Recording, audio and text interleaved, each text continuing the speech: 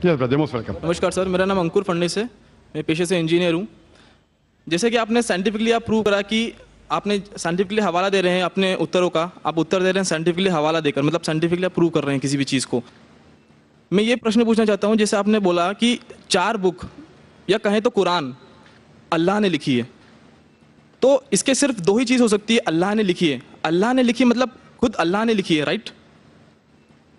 या तो अल्लाह रजनीश ओशो जैसे धरती पर आए होंगे इस बुक को लिखने के लिए, या उन्होंने स्वर्ग से इसको भिजवाया होगा, खुद लिखकर स्वर्ग में लिखकर इसको भिजवाया होगा। क्या आप बता सकते हैं इन 2 में से कौन सा तरीका सही होगा? भाई साहब ने अच्छा सवाल पूछा है कि अगर ये अल्लाह की किताब है, अल्लाह इसके लेखक है, अगर लिखी है तो अल्लाह ने खुद धरती पे आके लिखी होंगी या स्वर्ग से लिख के भेजी होंगी। ये आपका सवाल बिल्कुल बजा है, क्योंकि आपको इस्लाम के बारे में पूरा इल्म नहीं है।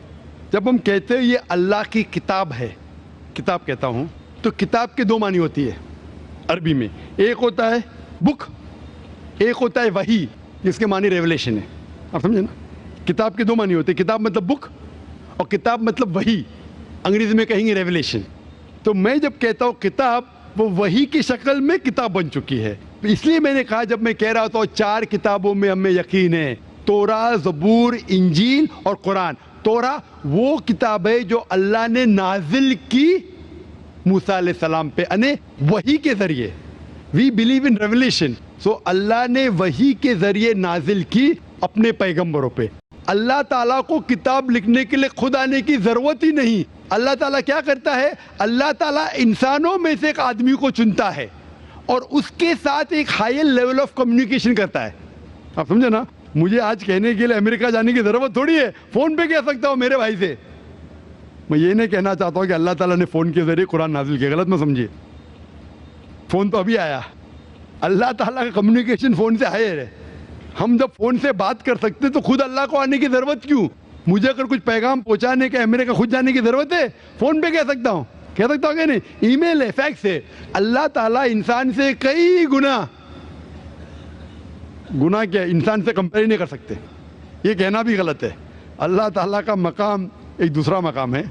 अल्लाह ताला ने वही के ज़रिए हायर लेवल ऑफ कम्युनिकेशन, एक वही के ज़रिए अपने पैगंबर को अपना पैगाम पहुँचाए। मिसाल के तौर पे कुरान कैसा किताब की शक्ल में है? अल्लाह ताला ने वही के ज़रिए नाजिल की मोहम्मद सल्लल्लाहु अलैहि वसल्लम को। मोहम्मद सल्लल्लाहु अलैहि वसल्लम ने दोहरा है, जब दोहराते थे, क्योंकि अल्लाह के रसूल, आखिरी रसूल मोहम्मद सल्लल्लाहु अलैहि वसल्लम अनपढ़ थे, ना लिख सकते थे ना पढ़ सकते थे। वो लेके अपने साहबा, अपने साथियों को, आओ लिखो इकरा, लिखो इकरा, तो लिखते थे। दोहराओ, बिस्मिल्लाहिर्रहमानिर्रहीम पढ़ो, बिस्मिल्लाहिर्रहमानिर्रहीम, तो वो कहते थे अपने ज़बान से। लोग जब लिखते थे बोलते थे दोहराओ, और वो सुनते थे हाँ सही है। इस तरीके से धीरे धीरे धीरे 22 साल, 22.5 साल में ये कुरान नाजिल हुआ। एक साथ में लिख के थोड़ी स्वर्ग में लिख के भेजा, या लेखक जैसा लिखता है वैसा नहीं लिखा।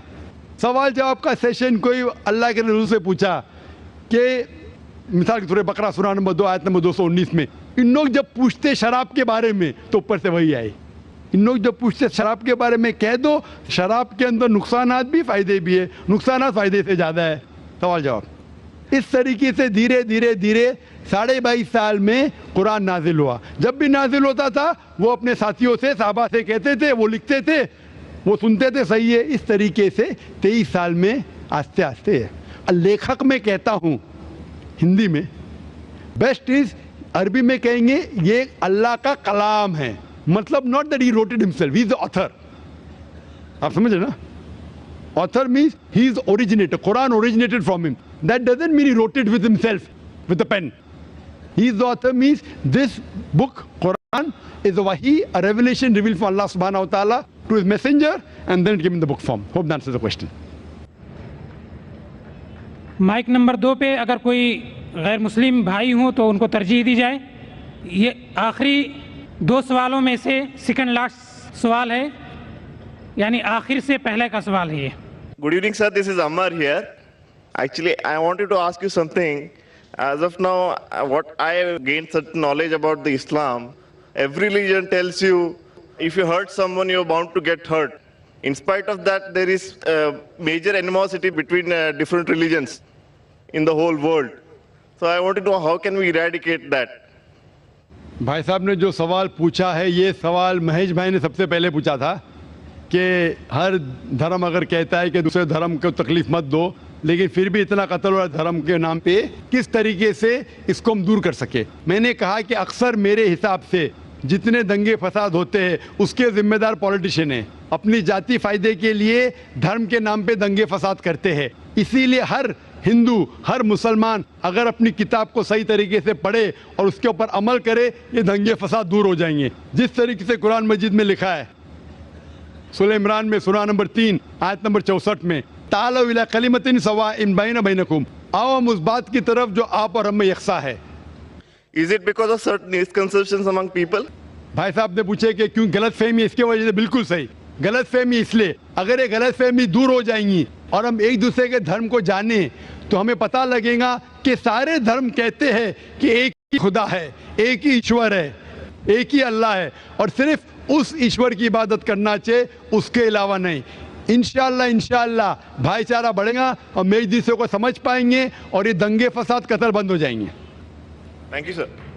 اور اب اس نشست کا آخری سوال مائک نمبر 1 سے. توریت زبور اور انجیل. توریت موسیٰ علیہ السلام پہ نازل ہوا, داؤد علیہ السلام پر یہ کون سا تو زبور, ہاں, اور انجیل عیسیٰ علیہ السلام پہ نازل ہوا. تو ابھی یہ تینوں کیوں فارم میں نہیں ہے, مطلب ہے کیوں نہیں؟ قرآن ہے تو اس کو مکس اپ کر دیا لوگوں نے اور اس کا فارم کیوں نہیں ہے ابھی؟ توریت زبور انجیل کیوں نہیں ہے وہ کتاب ابھی؟ بھائی صاحب نے اچھا سوال پوچھا کہ اللہ نے نازل کیا توراہ پھر زبور پھر انجیل, اب یہ سب کیوں نہیں, صرف قرآن کیوں؟ بھائی صاحب جب بک کا ایڈیشن نکلتا ہے نا, first edition, second edition, third edition, تو صرف لیٹسٹ ایڈیشن لگتے, پرانے ایڈیشن چھوڑ دیتے. کیونکہ جو مین ساری کتابوں میں ساری وحی میں بنیادی بات وہی تھی, ایک خدا کو مانو, اس کی عبادت کرو, نہ اس کی کوئی پرتیما ہے نہ کوئی مورتی ہے. لیکن جو مائنر پوائنٹس تھے, کس طریقے سے نماز پڑھنا شاید تبدیلی ہوئی, تھوڑا کھانے میں حلال تھا کبھی حرام ہوا, یہ تھوڑی بہت بات بدلتے گئے کیونکہ لوگ نے اس کتاب میں ملاوٹ کی. جب وحی میں ملاوٹ آنے لگی تو اللہ نے ایک نئے پیغمبر کو بھیجا پھر سے اس کو صاف کر کے. لیکن جب اللہ تعالیٰ نے سوچا کہ یہ وقت ابھی صحیح وقت ہے, آپ پوچھیں گے اللہ تعالیٰ نے قرآن کیوں نہیں سب سے پہلے بھیجا, تو میں یہ جواب دوں گا اللہ تعالیٰ جانتے تھے کہ انسانیت اس وقت تیار نہیں تھی قرآن کو حاصل کرنے کے لیے. 1400 سال پہلے اللہ ہمارا خالق ہے, انہیں جب یقین ہوا کہ یہ وقت صحیح ہے نازل کرنے کے لیے, انہوں نے قرآن نازل کی. اور جب نازل کیا اس میں لکھا ہے سورہ ہجر میں سورہ نمبر 15 آیت نمبر 9 میں کہ اللہ تعالیٰ نے قرآن نازل کی اور اللہ تعالیٰ اس قرآن مجید کی حفاظت کریں گے. اس کے بعد کوئی بھی اس قرآن مجید میں ملاوٹ لا ہی نہیں سکتا ہے, آپ کتنی بھی کوشش کرو, کیونکہ آج کی تاریخ میں لاکھوں لوگ قرآن کو اپنے میموری میں اتار چکے ہیں. یہاں دنیا میں کئی حفاظ ہیں, لاکھوں حفاظ ہیں جو قرآن مجید کو اپنے دماغ سے پھر سے دہرا سکتے ہیں. دے نو دا قرآن بائی ہارٹ.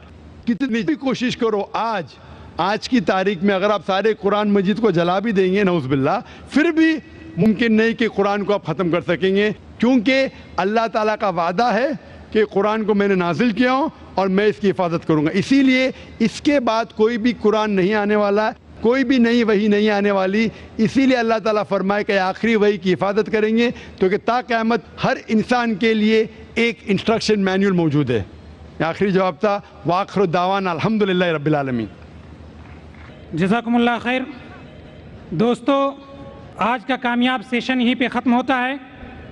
اللہ تبارک تعالیٰ سے دعا ہے کہ ہمارے یہاں جمع ہونے اور دین کی باتوں کو سیکھنے اور اس سے فائدہ اٹھانے کو